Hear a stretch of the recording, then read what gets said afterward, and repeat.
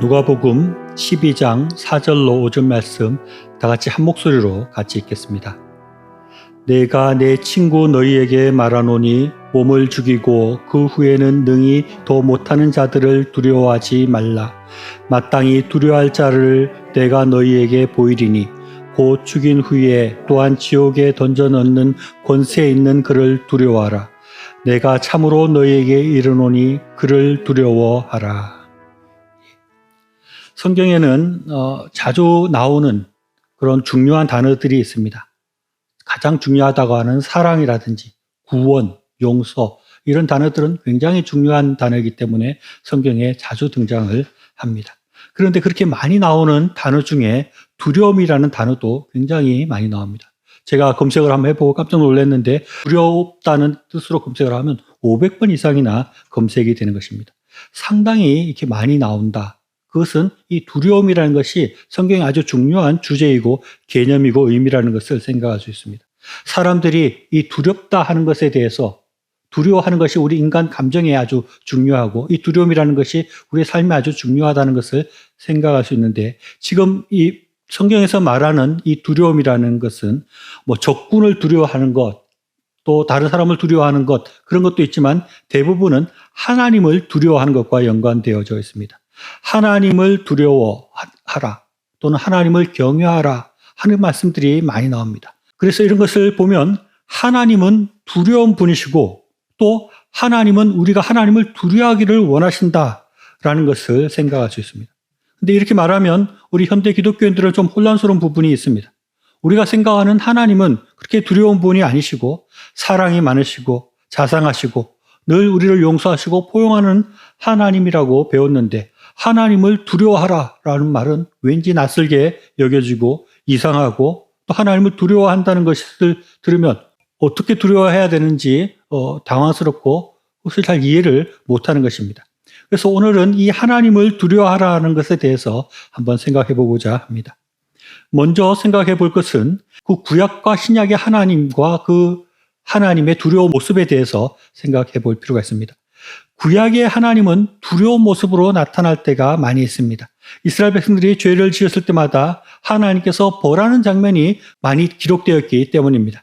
하나님께서는 아담과 하와가 죄를 지었을 때 그들을 에덴 동산에서 쫓아내시고 아주 무서운 형벌을 내리셨습니다.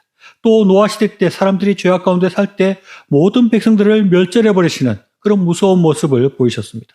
그리고 출애굽한 이스라엘 백성들이 광야에서 죄를 지을 때도 벌하시고 또 북이스라엘과 남유다로 왕국을 세웠을 때도 하나님을 의지하지 않고 이방 나라와 우상을 숭배하고 죄를 지을 때 그들을 멸절해 버리시는 무서운 하나님의 모습을 우리가 구약 성경을 통해서 보게 되는 것입니다.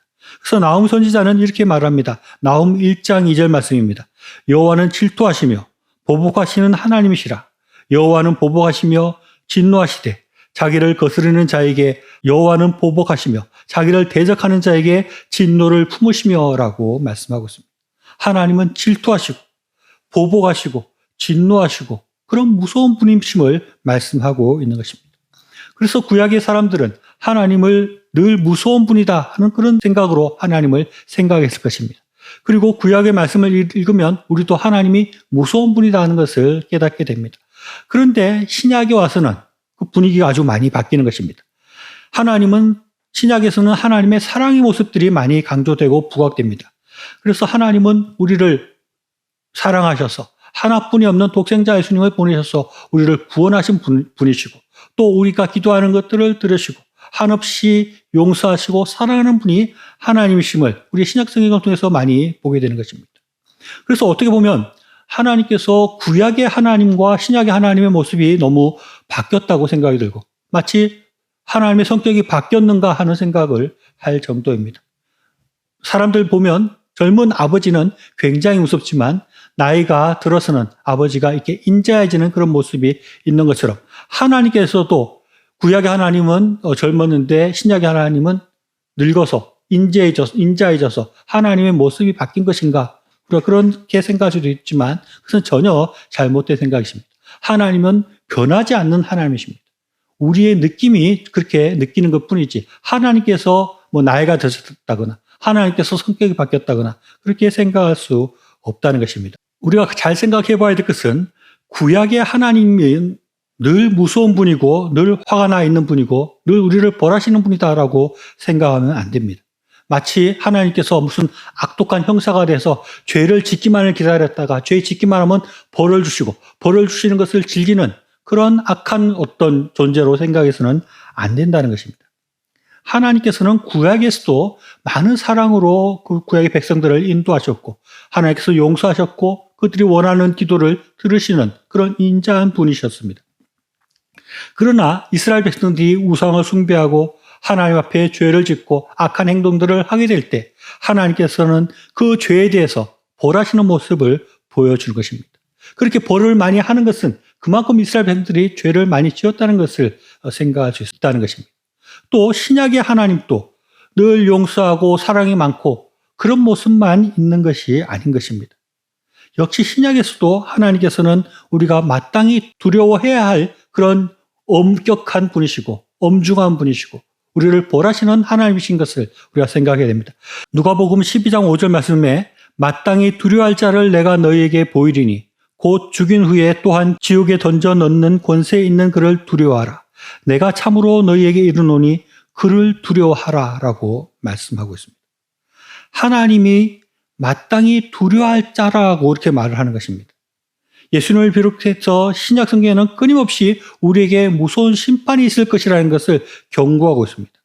오늘 본문에서도 두려워하라, 두려워하라 반복적으로 말을 하고 있는 것입니다.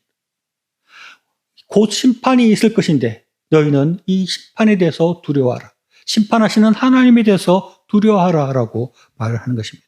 빌립보서 2장 12절에도 그러므로 나의 사랑하는 자들아 너희가 나 있을 때뿐만 아니라 더욱 지금 나 없을 때에도 항상 복종하고 두렵고 떨림으로 너희 구원을 이루라라고 말씀하고 있습니다.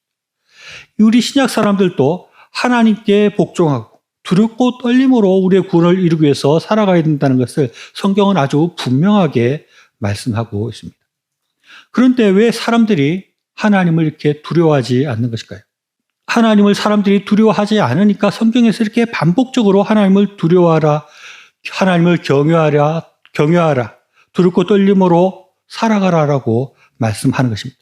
만약에 사람들이 하나님을 굉장히 두려워하는 그런 삶을 살았다면 하나님께서 아마 그렇게 두려워하지 말라. 나는 사랑의 하나님이다. 이런 것을 많이 말씀했을 텐데 사람들이 하나님을 두려워하지 않는 것입니다. 그러니까 하나님께서 계속해서 두려워하라 하는 것들을 강조한다고 할 수 있습니다. 왜 하나님을 사람들이 두려워하지 않나? 저는 이것도 구약과 신약을 나누어서 생각할 수 있다고 생각합니다. 구약의 이스라엘 백성들의 모습을 보면 하나님에 대해서 생각을 하지 않는 것입니다. 하나님에 대해서 무관심한 것입니다. 그러니까 마치 하나님이 안 계신 것처럼 마음대로 살아가는 것입니다. 그러니까 하나님께서 내가 있다. 나에 대해서 생각을 하고 나에 대해서 두려워하라라고 말씀하는 것이라고 할 수 있습니다. 우리가 하나님에 대해서 무관심하게 될 때, 하나님에 대해서 생각하지 않게 될 때, 하나님에 대해서 두려움을 느끼지 않게 될 것입니다. 그럴 때마다 우리가 하나님에 대해서 생각하지 않고 하나님을 두려워하지 않고 하나님의 존재에 대해서 생각하지 않을 때 하나님께서는 그들을 벌하심으로 하나님의 존재에 대해서 하나님의 뜻에 대해서 강조하신다고 할 수 있습니다. 그런데 신약의 사람들은 조금 다릅니다. 기본적으로 구약과 마찬가지로 하나님에 대해서 무관심하고 하나님에 대해서 생각하지 않는 것은 비슷한데 거기에 더해서 하나님에 대해서 너무 하나님을 사랑으로만 생각하고 하나님의 은혜만 너무 생각을 하는 그런 경향이 있기 때문에 하나님을 더 안 두려워하게 되는 그런 모습이 있는 것입니다. 성경 말씀 보면 예수님께서는 하나님의 은혜에 대해서 많이 말씀하셨습니다. 또 바울 서신과 같은 성경에 보면 율법주의에 빠져있던 유대인들을 향해서 너희가 그렇게 율법주의에 빠져있지 마라. 율법이 아니라 하나님의 은혜로 구원을 얻는다라고 말하면서 은혜에 대해서 반복적으로 말을 하는 것입니다. 그러니까 나는 이렇게 대충 살아도 하나님의 은혜로 내가 구원을 받는구나.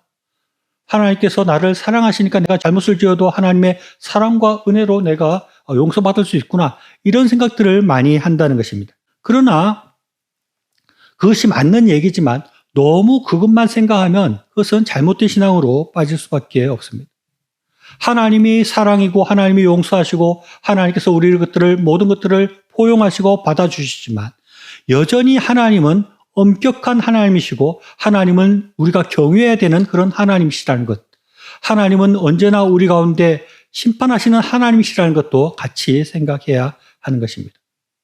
우리가 이것을 생각하지 않는다면 우리의 신앙은 잘못된 신앙으로 흐를 수밖에 없습니다. 한때 하나님 아버지라는 말을 하나님 부모님으로 바꿔야 된다, 하나님 어머니로 바꿔야 된다라고 하는 그런 자유주의 신학자들이 있었습니다. 이 사람들은 제대로 성경을 믿지도 않는 사람들인데 자기들의 생각에는 이 시대에는 그런 가부장적인 하나님 아버지라고만 말할 것이 아니다. 하나님 아버지라고 한번 말을 했으면 하나님 어머니라고도 한번 하고 아니면은 하나님 부모님이라고 하자라고 이렇게 말을 하는 것입니다. 왜냐하면 그렇게 하는 것이 남녀 평등에 맞다 이런 식으로 주장을 했습니다.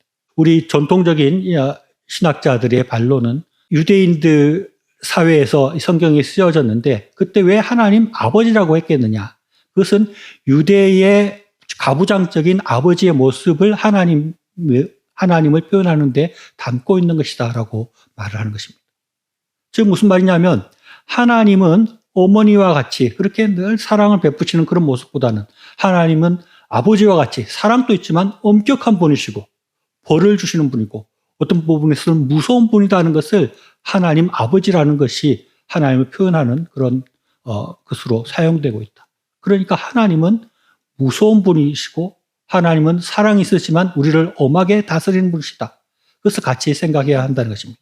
그래서 하나님 어머니라는 것은 맞지 않다라고 말을 합니다. 그래서 우리가 생각해야 될 것은 하나님은 사랑의 하나님이시기도 하시지만 우리를 엄격하게 심판하시고 벌하시기도 하는 무서운 하나님이라는 것, 그것을 우리가 같이 생각해야 하는 것입니다. 그래서 만약 우리 신앙생활 가운데 하나님에 대해서 전혀 무서워하지 않는다, 하나님의 은혜와 사랑을 생각하는데 하나님에 대한 두려움이 전혀 없다, 이것은 아주 잘못된 신앙일 수 있다는 것입니다. 우리는 하나님 앞에서 살아간다는 것은 하나님의 은혜를 깊이 생각할 뿐만 아니라 하나님께서 두려운 분이시다, 우리를 벌하시는 분이시다, 하나님께서 우리를 심판하신다는 것을 생각하고 하나님을 두려워하고 두렵고 떨림으로 우리의 구원을 이루어가는 그런 모습이 있어야 하는 것입니다. 그런데 여기서 또 한 가지 어려운 문제가 있습니다. 하나님을 두려워해라 라고 하는데 과연 하나님을 두려워한다는 것이 무엇인가? 하나님을 두려워하는 신앙은 어떤 모습인가 하는 것입니다. 우리가 하나님을 두려워한다고 해서 하나님께서 내가 이렇게 하면 벌을 내리실까? 내가 이런 말을 하면 하나님께서 벌을 내리는 거 아닐까? 늘 두렵고 떨리는 마음으로 그야말로 말을 한마디 할 때마다, 행동 하나 할 때마다 하나님께서 벌 내리시는 것을 생각하고 벌벌 떨면서 사는 것, 그것이 하나님을 두려워하는 것일까? 그것은 아닌 것입니다. 그것은 옛날 유대인들이 하던 방식이었습니다. 유대인들은 내가 밀밭을 지나가다가 밀을 이렇게 먹으면 하나님께서 벌을 하실까? 안식일 날 몇 발자국 이상 걸어가면 그것이 하나님께서 벌하실까? 그런 것을 생각하면서 살았습니다.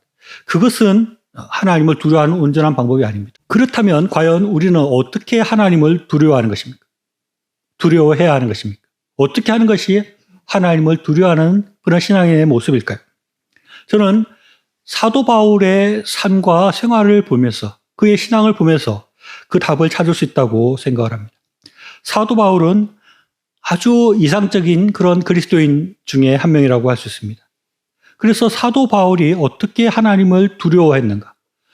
사도 바울은 어떻게 하나님을 두려워하는 신앙의 모습을 보였는가를 보면 그 답을 찾을 수 있습니다. 사도 바울의 삶을 이렇게 우리가 서신서를 통해서 또 사도행전을 통해서 많이 볼 수 있는데 앞에서 말한 것처럼 이렇게 하면 죄가 될까? 이런 말을 하면 하나님 벌을 받을까? 그러면서 살지는 않았습니다. 그런 모습을 성경에서 찾아볼 수 없습니다. 앞에서 하나님을 두려워하지 않는 사람들에 대해서 하나님에 대해서 생각하지 않고 무관심한 사람들이라고 했는데 하나님을 두려워하는 사람의 모습은 그 반대로 하면 됩니다. 하나님에 대해서 생각을 안 하는 것이 아니라 하나님에 대해서 생각을 하는 것입니다.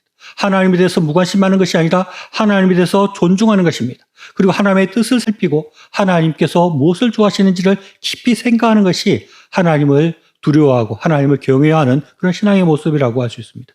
또 하나님을 두려워하지 않는 사람은 하나님의 사랑만 생각하고 공의와 하나님의 엄중함을 생각하지 않는 것이라고 했는데 하나님을 진짜 두려워하고 경외하는 사람은 하나님의 사랑과 함께 하나님께서 엄중하게 우리를 벌하시는 분이시라는 것을 생각하고 하나님께서 무엇을 하기를 우리에게 원하시는가를 깊이 생각하고 거기에 민감하게 살아가는 것이 하나님을 두려워하는 삶이라고 할 수 있습니다.